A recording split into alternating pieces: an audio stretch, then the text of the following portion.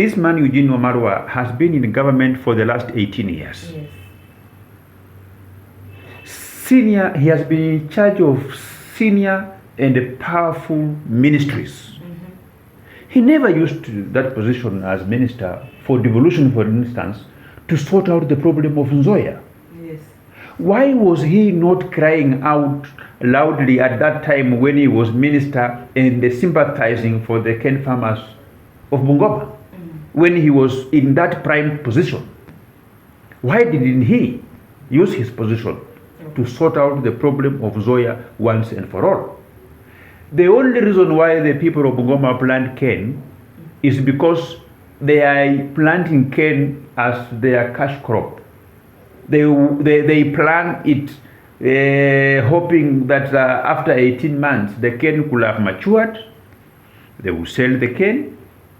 They will get the money to sort out their health problems. Those who are sick pay their hospital bills. Yes. Those who have children in institutions of higher learning pay their school fees in those institutions of higher learning. And those that want to do some investment, they can do some investment. That is the reason why the farmers of Nzoia, of Bungoma, decided not to plant any other cash crop, but plant sugarcane. Yes. Therefore, anybody who purports to have the interest of the people of Bungoma, anybody who purports to have the interest of the cane farmers of our country, must not just say we should not do ABCD, but that person must propose what is it that should be done to ensure that Nzoia Sugar Factory goes back to profitability. And most importantly, Eugine Wamalwa has got no moral authority to lecture the cane farmers now on what should be done because he slept on duty. He slumbered. Yes. Alingorota kwa kazi. Miaka 18. 18 good years. Yes. Akiwa waziri ya Justice and Constitutional Affairs kwa serikali ya Mwai Kibaki, when the economy of Kenya was doing very well. Yes. At that time. Akaendelea akatransition kwa serikali ya Uhuru Kenyatta. He has held very palatial and powerful positions. Amekuwa waziri wa water and irrigation. Akakuwa waziri ya maji. Akakuwa waziri ya devolution. Akakuwa waziri wa defense, kusimamia majeshi yote ya Kenya. Eugine Wamalwa has visited Nzoia Sugar 5 times akiwa waziri in those 18 years. Now, Eugene Wamalwa has gone to Nzoia Sugar with all the ministers of agriculture. Ameenda Nzoia na Peter Munya, ameenda Nzoia na Adan Mohamed, minister wa trade. Yes.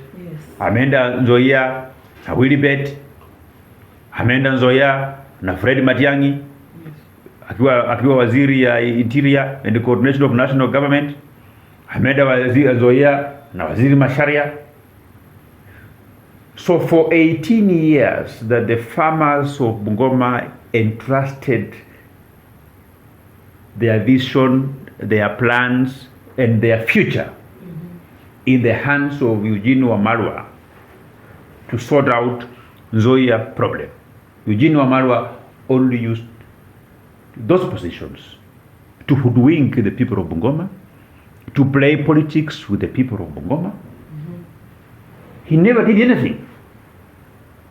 If there is an individual that should be chased away from any table that is discussing a solution for cane farmers in our countries, more specifically the cane farmers from Bungoma, around Nzoia belt, yes, around Mumias, if there is an individual that should not be given any slightest opportunity, yes, to participate in such discussion, is Eugine Ludovic Wamalwa. So because he never used his position by then, when he had powers, to provide a solution for the people of Bungoma around Nzoia and Mumias.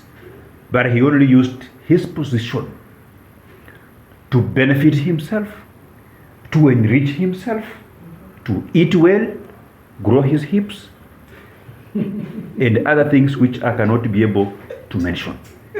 That is the only thing that Eugene Wamalwa did. Because today, we live in a country where the sovereignty of Kenya as a country is with the people. Yes. The centrality of our constitution is the people. Mm-hmm. The constitution begins by saying we, the people of Kenya. Yes. Meaning that the people of Kenya are supreme, and we must be accountable to the people of Kenya. Yeah. Today, if Eugene Wamalwa appears before Ken farmers of Nzoia, because he has been holding those positions in government in trust on behalf of the people of Kenya. So today, if he was to appear before the Ken farmers of Nzoia Mumias, Yes. to account on how he used his position to their benefit, nothing will be outstanding. Because there is no record that can continue to outstand. The only outstanding thing would be his hips, nothing else. Me, I don't like sugar-coating things and calling a spade a spade. We are, at times, we plunge our country in problems by trying to appear nice, by trying to look nice. If somebody never used his position to sort out a problem that existed from 2013 to date, why would you listen to such a person? It's a waste of time. In fact, that person should, if I would never participate in a discussion to revive Nzoia with a group of people that will include Eugene Wamalwa. It is like presiding over a sermon to take people to heaven, while the devil is part of that sermon. You just be sure that even your prayers cannot travel even 5 miles above to heaven. So, Mheshimiwa, I have another question that is on now about our current governor, Honorable Kenneth Lusaka. Recently, the Sirisia MP John Obuke claimed that Governor Lusaka is spending 35 million monthly on garbage collection, yet our markets in Bungoma are dirty. What can you talk about that? I think I don't want to talk about the person who I am planning that he will hand over the mantle to me. I think I am completely conflicted. Yes. That question. The MP John Oluke, whatever he claimed. I think those questions can be directed to Aluke, to himself to answer. I think one of the resolutions that I have decided, I am rebranding myself. You're coming out as a new person. I'm coming up as a new person, and I write the books that many young people read. Okay. Number one, if you look at the history of Western Kenya, apart from Salia Mudavadi, who was picked from some office to go and take over the seat that was held by his father, by then, you will agree with me that I did Wekesa Barasa. Yes. I was the first youngest member of parliament elected by the people from Western Kenya. Wow, that's a congratulations. In 2017. I was elected at the age of 28. Wow. And since independence, Yes. apart from Musalia Mudavadi, the people of Western Kenya have been electing people who have retired from public service. Maybe the average age of members of parliament could have been maybe around 42, 43, thereabout. Yes.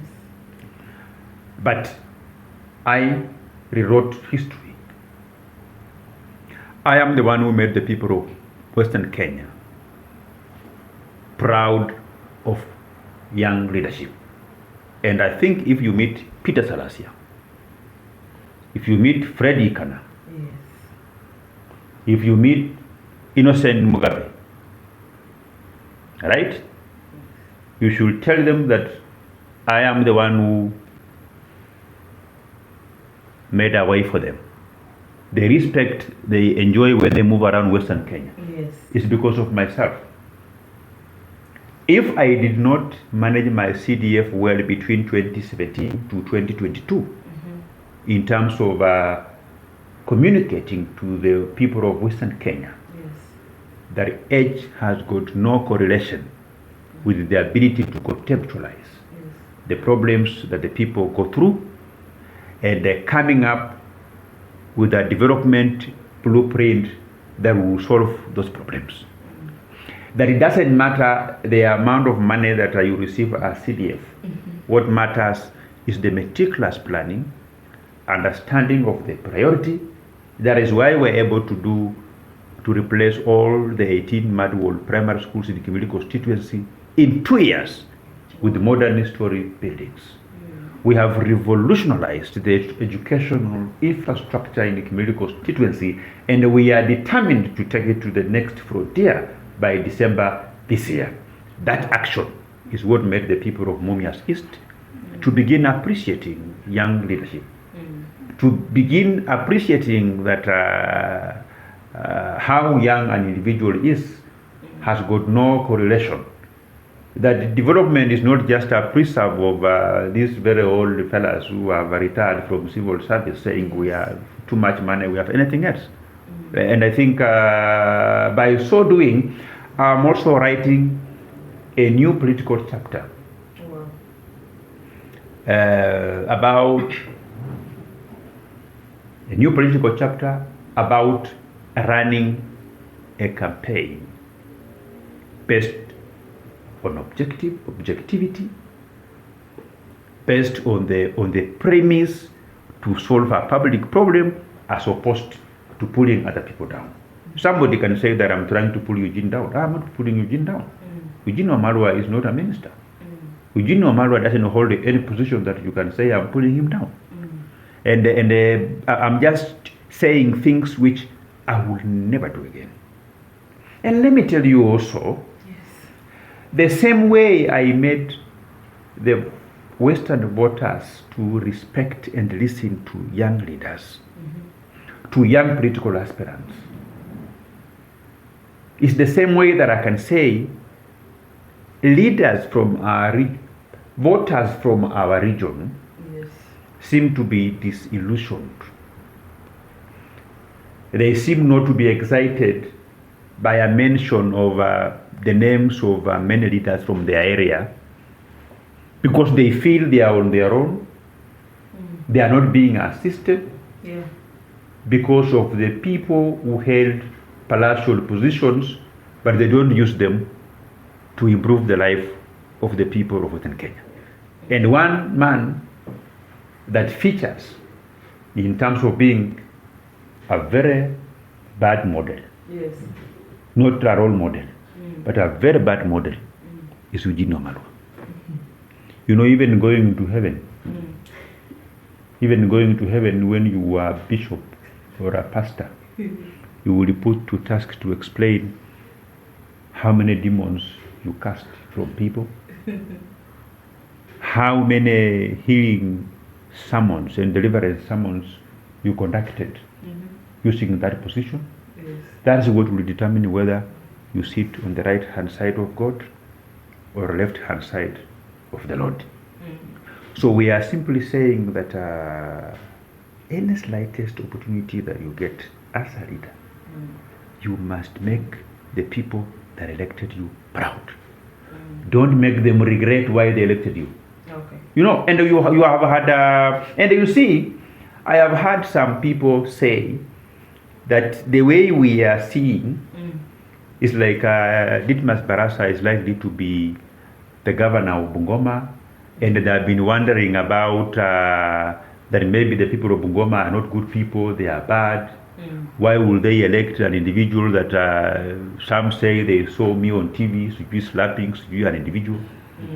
Some even begin to say Sujui I sijui nilisafirisha mtu sijui mbinguni sijui wapi. You know, What can you say about that? you know, those stories about the whole sijui nilisafirisha mtu, those things went before a competent court. Yes. They were thrown out. They were thrown out. Yeah. The issues of sijui mislapping who, it has no correlation with my ability to put into perspective public problems and coming up with the proper policies and the development to solve those public problems as if they never existed. There is no correlation. No, there is no correlation. I am not seeking for a position to take people to heaven. You know? Yes. You know? Yeah. So the people of Bungoma are alive to the fact that the only thing that need to be put into consideration Yes. when you are evaluating the suitability of an individual being a governor is, does this person have a history of plundering public resources? Does this person have a history of abuse of office, Yes. where you use your office to, in a manner that is completely an abuse? You use your office only to benefit people from a particular region, particular class. You use your office to as an avenue for members of your family Yes. to come and do business with you. And I think if that is going to be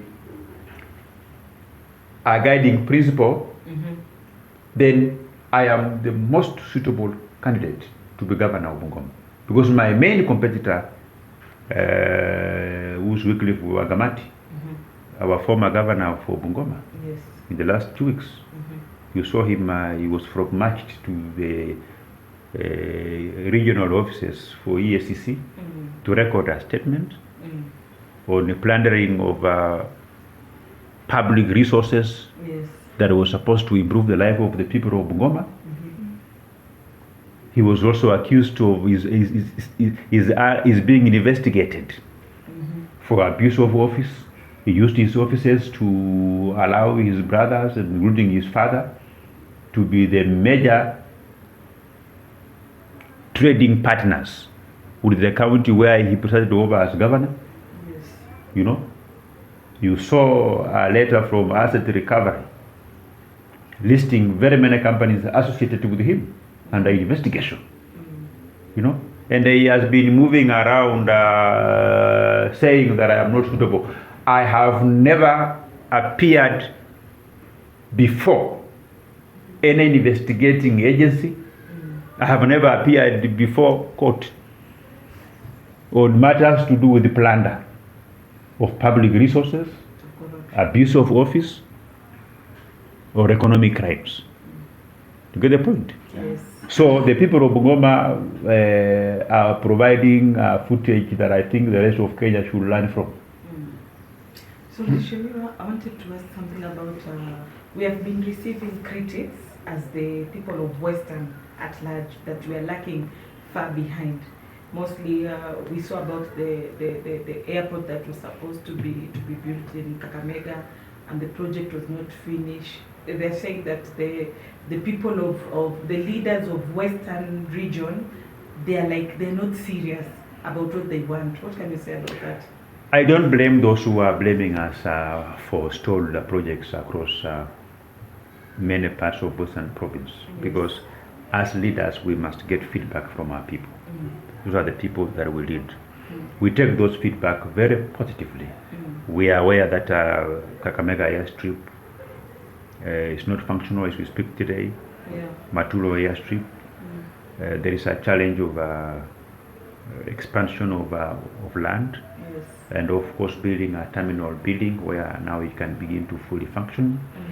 That one we are fully aware, and I think we are in the budget making cycle as we speak today.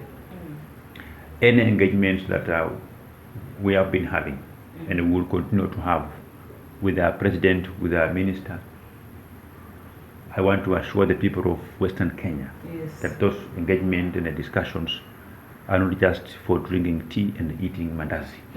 What dominates our discussions is those projects that are of concern, Yes. that they have stalled, and I think we exist to solve those problems. And it's only a matter of time that we will have all those problems solved. Okay. Yes, Mheshimiwa. So I've heard that you're talking about young politician being a young the first young Western politician. Maybe like as per you are foreseen being a governor. Have you seen someone maybe you can appraise to be a Kimilili MP? You know, I want to tell you and I want to give you facts. Yes.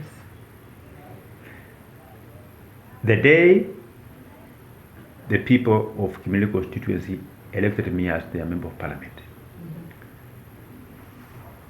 they were both excited and worried in equal measure.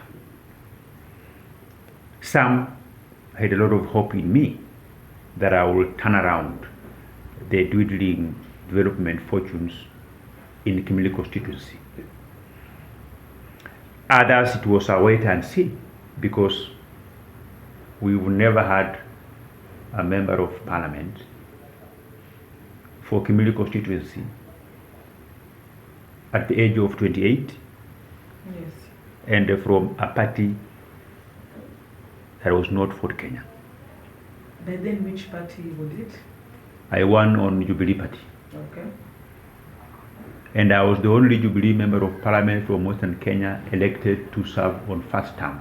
Congratulations. All the rest of the members of parliament that we won on Jubilee were either serving their second term or their third term with a strong track record of CDF management. So you may say that they were elected best on the basis of how they have utilized their CDF. So the people overlook matters their party affiliations. But I mean, I have no track record. I only won on hope and the promise of what I would do as a young member of parliament. And from that time, Kimilili constituency has never attracted an old guard in terms of for elective seats. I think the only Mzee elected in Kimilili constituency is an MCA